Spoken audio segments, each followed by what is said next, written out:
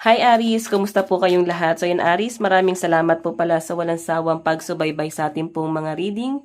And kung ikaw ay bago pa lang sa ating channel, mag-subscribe na po kayo. Then i-click mo na rin yung ating notification bell para lagi kang updated sa ating mga bagong upload. Okay, so Aris, sa mga interested naman sa ating private reading ay nasa description box below lang po yung link ng aking Facebook. Message nyo lang po ako. So, tignan natin ano ba yung mga possible na ganap sa inyo ngayong buwan ng January 2026. Diba ang bilis? Okay, so Aries, Sun, Moon, Rising, and Venus sign. Ano ba yung mga possible na ganap sa inyo? So, dumuna tayo guys sa overall energy. Aries, Sun, Moon, Rising, and Venus sign. Aries, Sun, Moon, Rising, and Venus sign. Aries, Sun, Moon, Rising, and Venus sign. Meron tayong Page of Coins, Young but Grounded. Solid beginning, strong foundation. So, may nakikita ko guys, sa buwan ng January 2026, parang mag-iisip ka kung paano mo papalalaguin yung pera mo, no? Kung paano ka mas magiging practical.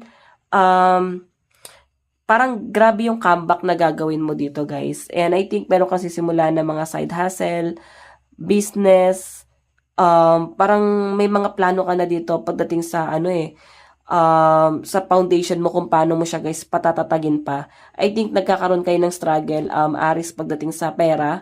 Hindi ganun kalaki yung pera na meron kayo, pero meron kayo naiisip dito na something na business na pwedeng doon lumago or magkaroon ng expansion.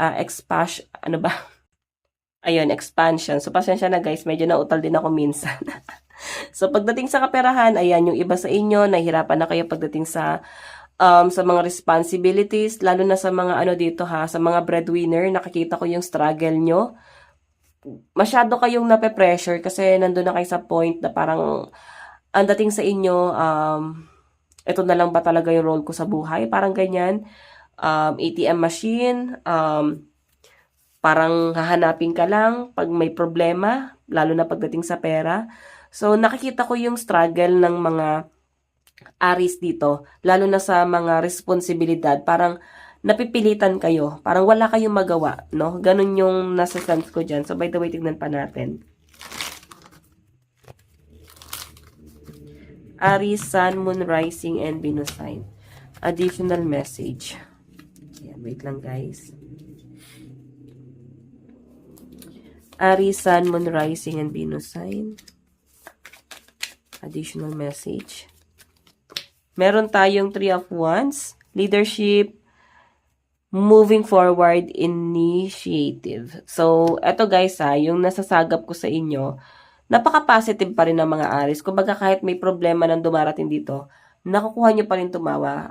Siguro hindi masyadong obvious, no? Kumbaga parang hindi nyo guys masyadong pinapahalata na meron kayong pinagdadaanan.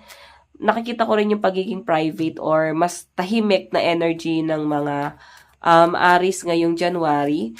Parang hindi na rin kayo guys mahilig makipagsagutan or hindi na rin kayo mahilig na paano ba to, makipag-away pa. Parang mas naging tahimik, no? Parang bahala na kayo mag-isip. Ganon. Siguro napagod na lang din kayo guys kasi yung energy mo napaka-positive, no? And mas nakikita kita na magpo-focus ka dun sa mga side hustle mo ngayong January 2026. Solid beginning nga daw. So, additional message, energy po ni Aries ngayong January 2026. The Magician.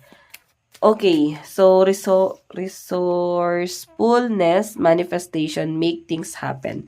So, ayun guys, I think yung iba sa inyo, meron kayong struggle pagdating sa finances ngayong January. So, isa to sa mga ima-manifest mo talaga. Sumasabay pa talaga yung mga pressure mo pagdating sa mga responsibilities, sa mga monthly dues. Ganun yung nasasagap ko dyan. Pero yung energy mo guys is moving forward. Ayan. Kumbaga, nandun na kayo sa point na tuloy na lang yung agos ng buhay. Life is too short. Hindi na para ma-stress. Hindi na para isipin pa tong mga problemang to. So, siguro na nyo na guys, na overcome nyo na lang. Parang bahala na kung ano yung mangyari.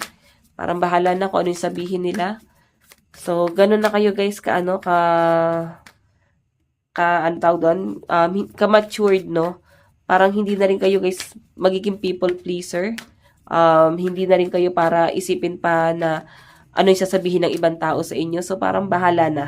So, I think, yung iba sa inyo napagod sa problema. Binugbog ba kayo ng problema? Aris? Tignan natin yung additional message. Okay. Pagdating pala sa career, sorry. Additional message pagdating sa career, sa money, paano yung flow ng pera mo ngayong January 2026, Aris? Medyo toxic. Ibig sabihin, may mga toxic sa paligid mo, may mga taong nagpe-pressure sa inyo, may parang mapifeel mo na ginigipit ka, may mga tao na parang feeling mo masyado kang pinipiga, no? Pagdating sa pera. Yan yung nasasagap ko dyan. Tignan pa natin.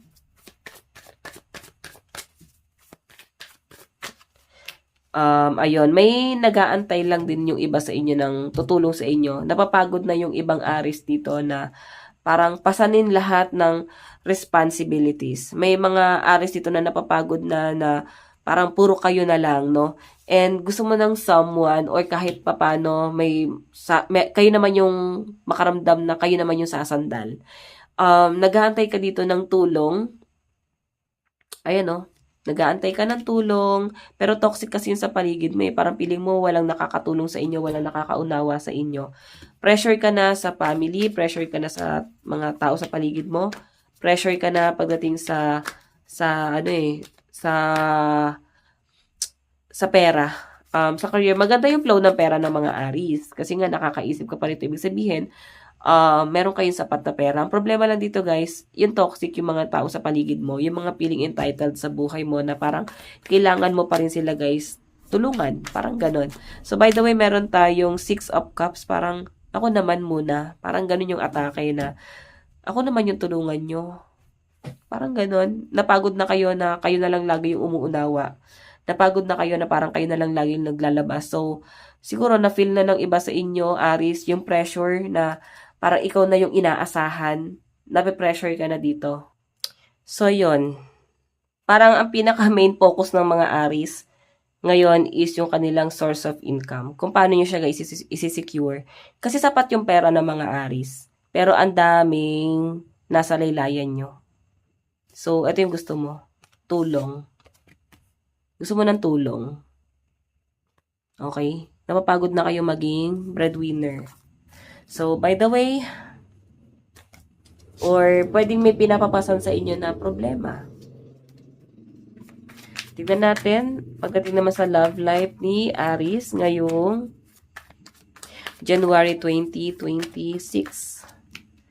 Wow, dami nagmamahal sa mga Aries, guys. New love proposal offer, marriage, new relationship.